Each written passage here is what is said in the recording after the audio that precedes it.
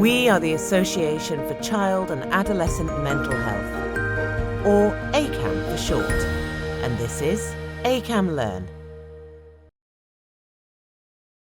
My name is Dr. Clare Harrop, and I'm an assistant professor at the University of North Carolina at Chapel Hill. My program of research for many years has focused on autistic females, from early in development through to adulthood. And that's what I'm going to talk to you about today, autism in females, what we know and where do we go. This talk will cover sex differences in the diagnosis of autism in females, factors that influence delayed or misdiagnosis, and phenotypic differences between males and females. A brief note on terminology. I typically try and use identity-first language, that is autistic males, autistic females, based on recent commentaries in the field. However, I recognize that there is diversity in terminology preference. I also use World Health Organization definitions of sex and gender. That is assigned sex at birth and gender. Most of what I will talk about today will refer to assigned sex at birth. That is the sex you are given when you are born. But I will also touch on gender, which is really important in autism. So the central problem of my work and many others is that autistic females are underdiagnosed and underserved. So first, there are sex differences in the prevalence and diagnosis of autism. Autism has historically been a male-dominant diagnosis. This is arguably one of the most replicated findings in autism research. The first descriptions of autism described this as a variant of male intelligence. Original case reports of autism were all from males, and as such, females were rarely diagnosed with autism. For many years, the sex ratio in autism sat around 4:1. However, recent estimates have slowly begun to reduce. The recent Center for Disease Control estimate in the US currently sits at 3.6 males to one female receiving a diagnosis. This has gone down steadily from 4.5 males in 2012, 4 males in 2016, and now more recently 3.6. Depending on the methods used, however, the ratio can range from 3:1 to even 1:1. There was a recent meta-analysis that found that when aggregated together, the sex ratio was closer to 3 males to 1 female. And in a study of infants at higher likelihood for an autism diagnosis by virtue of having an older sibling already with a diagnosis, the ratio for children in the severe group was 1:1. There is also variation depending on other factors. We know that individuals with delays in language or co-occurring intellectual disabilities are more likely to be diagnosed earlier with autism, and the sex ratio in this group is closer to 2:1. However, when we think about individuals who have language in the normal range, we see a sex ratio of anywhere between 8 males to 16 males to 1 female. We also know that females are more likely to be diagnosed later than males. This is another really consistent finding, and studies from the US and Europe report females being diagnosed 18 to 24 months later. This is even later for females when their language falls in what we think of as the normative range. Interestingly, these delays in diagnosis persist despite very few differences reported in early milestones between males and females. That is, parents, when asked to reflect back on their child's early development, there is very few differences despite this difference in the age of diagnosis. Females are also more likely to be classed as late diagnosed. This is receiving their diagnosis in adolescence or adulthood. We also know that females are more likely to be misdiagnosed.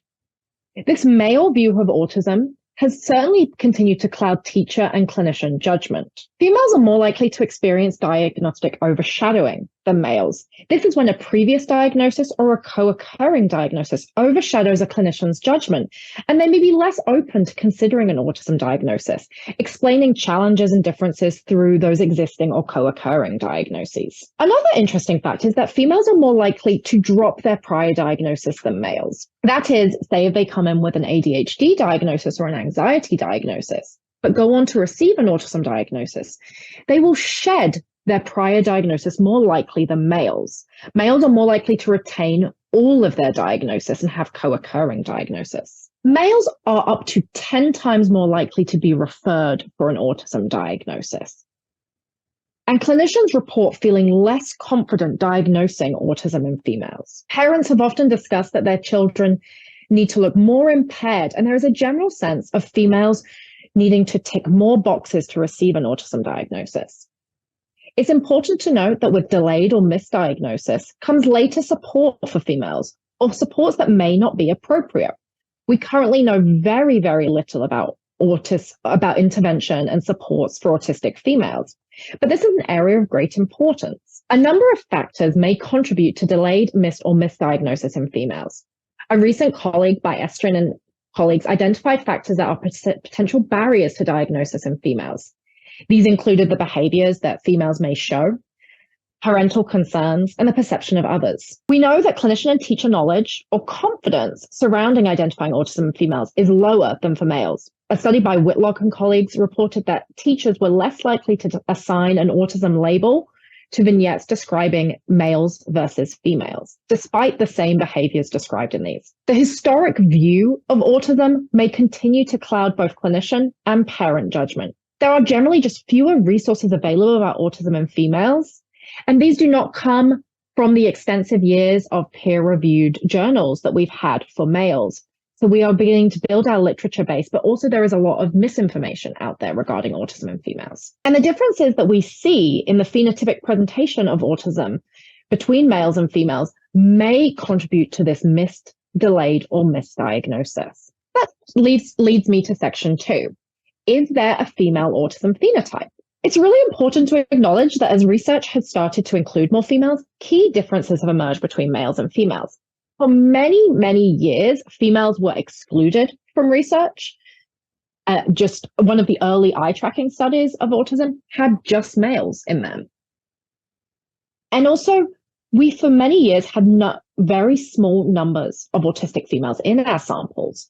So this meant that women or girls were grouped with males, and we did not study sex differences. But there is increasing evidence that autism may present differently in females, and also at different stages across the lifespan. It is possible that often subtle and nuanced differences contribute to delayed or misdiagnosis. It is also important to consider these differences across the lifespan, because women are more likely to be diagnosed later, particularly in adolescence and adulthood. And there are key differences in normative development between males and females. For example, women go through different pubertal stages. They go through different stages of life, such as pregnancy and menopause, that have not been studied in autism due to the male view that we have previously adopted. So starting in infancy, this is prior to when children receive a diagnosis. So thinking from birth through to around 2 years. Many children are not diagnosed till they're 4 or above. But there is some evidence that girls that go on to receive an autism diagnosis may meet milestones earlier. Now, again, most of this is based on retrospective parent reports. A lot of these studies are not prospective, following children up over time. So parents of females later diagnosed with autism report that their daughters have earlier first words and phrases. There is potential differences in the type of initial first concern expressed by parents. This is more likely to be language delay for males, or more likely motor delay for females, which is not a core autism diagnostic feature, though does co-occur at a high rate. In sibling cohorts, where individuals are followed up prospectively over time because they have an older sibling with autism, there are some differences in male and female infants, though they really vary. Some studies show no differences. Others have noted more joint attention to faces in females. When we're shifting now to differences in toddlerhood, the data is very, very mixed. It is also important to note that children studied during the toddlerhood and preschool period received their diagnosis early, between the ages of 2 to 5. So the girls that we're studying at this age range may be more aligned with what we consider the autism phenotype in males, as they are getting diagnosed very young. So again, parent reports suggest that girls may reach language milestones earlier. This varies, though. It does not differ on clinical measures of language and does seem to be based on parent report. This is girls saying phrases earlier and words earlier. Girls may have more complex play behavior. They may play at a more advanced level and with more gender-typical toys, such as dolls or tea sets. They have more gestures. And they use these more vividly. This is things such as pointing, shrugging, giving. The strongest differences emerging at this age range seem to be for restricted and repetitive behaviors. This is restricted patterns and behaviors that we see in autism, such as interest, motor mannerisms, language, repetitive object use. They are a core diagnostic feature of autism. And young females may show fewer of these or different types of behaviors. It's again important to note that the detection of these differences does not come out from global clinical report measures. It appears to hinge on more nuanced and fine-grained analysis. My work, for example, has coded videotapes looking at minute behaviors as they occur, rather than a rating scale. Again, everything highlighted here in bold is a core diagnostic feature of autism. These are behaviors that we are looking for with DSM-5 and ICD-10 diagnosis of autism. So if girls are showing subtle differences, this may contribute to their delayed or misdiagnosis. When we shift to middle childhood, this is what I think about for primary school or elementary school. Girls and boys going into formal schooling. And this is often the first age when girls are diagnosed. If they are diagnosed on average 18 to 24 months later, they are often getting diagnosed as they are entering formal schooling. What we see here is that girls seem to have greater social motivation across different modalities. That is, we may see it in how they play with their peers on the playground, how their parents report. They're more likely to be reported as a friend. They also attend to faces more in studies using eye tracking. They are reported to have more typical friendships and friendship behaviors. They weave in and out of playground situations more. They are more likely to be named as a best friend and more likely to be able to list friends and what friendship entails.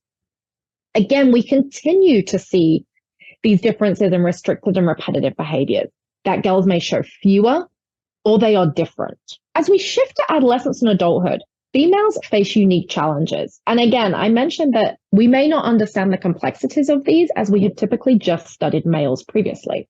So some of these may be unique to females going through these developmental stages. We know that there is an increased likelihood of late diagnosis, getting diagnosed in adulthood or adolescence. Autistic characteristics in general increase a lot across the lifespan for females. This has been found in large longitudinal studies of individuals in the general population. So we see these traits increase over time. Changing nature of friendships and social participation may lead to more social exclusion and isolation for autistic females. As friendships change, in females, they change more rapidly. They are more linked to trust and sharing, whereas adolescent males may continue to play sports on the playground or play video games. They're smaller groups and they're more personal for females. And this may be a challenge for autistic females. In autism overall, in adolescence and adulthood, we see higher rates of depression, anxiety, suicidal ideation, and eating disorders. But we see these at a higher rate for autistic females, mirroring what we see in the general population. We also see poorer outcomes in adulthood. A really interesting study found that women were more likely to receive job offers, but they were less likely to retain their jobs. So they were having troubles within the workplace that we were not seeing to the same extent in autistic males. Shifting gears slightly to talk about camouflaging, some of the things that I have talked about seem to almost be a protective effect of females using behaviors in a way to mitigate some of their challenges. I really like this image as it conveys really nicely what autistic camouflage is. So don't forget your mask. And the other mask. Hello, nice to see you. I love to make small talk and eye contact. So we know that autistic females are more likely to employ compensatory behaviors such as eye contact, small talk, gestures to mitigate some of their social challenges. It's really important to note that camouflaging is not unique to autism, and it's not unique to autistic females, but we see it at a higher rate in this group. And these behaviors have been found to include gestures, linguistic markers such as and ah, pragmatic language, and friendship behaviors. And again, these are all core diagnostic markers of autism. I'm going to touch slightly on studies that have looked beyond behavior. Some of my work has done this, and there's other people in the field that have used really great neuroscience methods to look at differences between males and females beyond just behavioral assessment. So differences between males and females appear beyond what we see on the surface. In my own work and those of others, we find that autistic females attend more to social stimuli when using eye tracking. This is where we follow individuals' eyes when they're looking at images. This has been found for pictures of faces and also videos that are more complex. We find that autistic females attend less to images that have been reported previously to be very attention-grabbing for males. These are images such as computers, trains, Lego, things that we associate with the male phenotype, and particularly the male autism phenotype. These do not attract the attention of females to the same degree. Interestingly, studies using EEG have found different results. So while my work and that of others has found that females attend more to faces, work of others have found that females show attenuated responses to faces. This has been indexed by the N170, which is a well-validated face ERP component. So while individuals may look at faces, their processing may be different. So autistic females may look at faces, but they are not responding in the brain in the same way. Other studies have found that the brain at rest, that is resting state EEG activity, varies by sex, specifically the association between resting state activity and behavior. So power across various frequency correlated with social skills, nonverbal IQ, and repetitive behaviors for autistic males, but these associations were not found for females. And a recent systematic review of over 50 imaging studies reported potential sex by age effects. What they found in this review, and what we have found in eye tracking studies, is that autistic females seem to fall somewhere between autistic males and non-autistic males. They did not differ from these neurotypical males.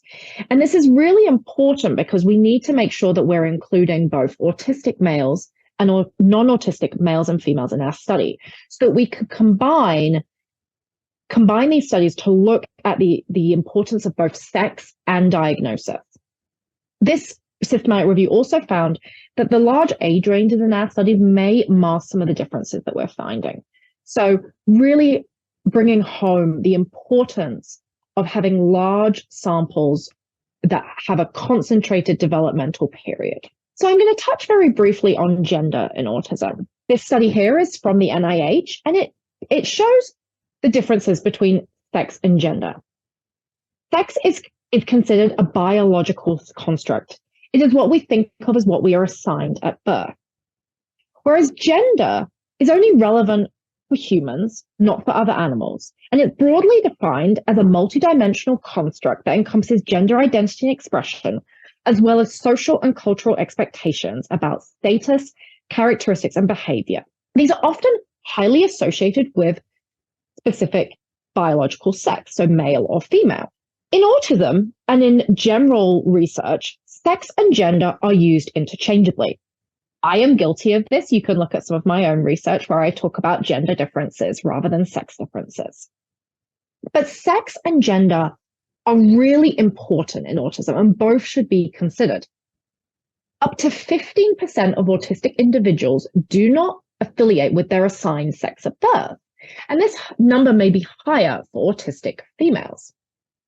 We know that in general development and in autism, gender incongruence is associated with poorer mental health and suicidality. And in autism, gender is important for a number of reasons. Our diagnostic tools are often play-based. So are they missing girls based on the assumptions of how we're building our tools? We have different parental, clinician, and teacher expectations for males and females. We have a number of play-based interventions in early development that have been largely developed on male samples. And it's really important that in early development and in middle childhood, a lot of the differences that we have seen between males and females fall along traditional gender lines. So we may also have to consider gender. So where do we go from here? I've given you a whistle-stop tour of the state of the field. And there is still so much to do with regard to autistic females. So research into autistic females has exploded in the past 10 years, but there is still so much to learn. Research must consider both sex and gender. This does not relate just to the participants, but also the design of our studies, the toys we're picking, the images we're picking. These have all been shown to be influenced by sex and gender, and we should consider them in our design of our studies. We really need robust longitudinal studies that study children over time and through key developmental periods, which we have not done with females to date. Researchers should endeavour to recruit more females, whether this is a 3-to-1 ratio or a 1-to-1 ratio if you are specifically studying things related to sex and or gender. And we need to learn about the supports autistic females want or need across the lifespan. These supports may vary based on their unique experience, such as puberty, motherhood, menopause, which we have not studied in significant detail due to the male bias in prior research. So thank you for your time today, and I hope you've enjoyed learning about autistic females.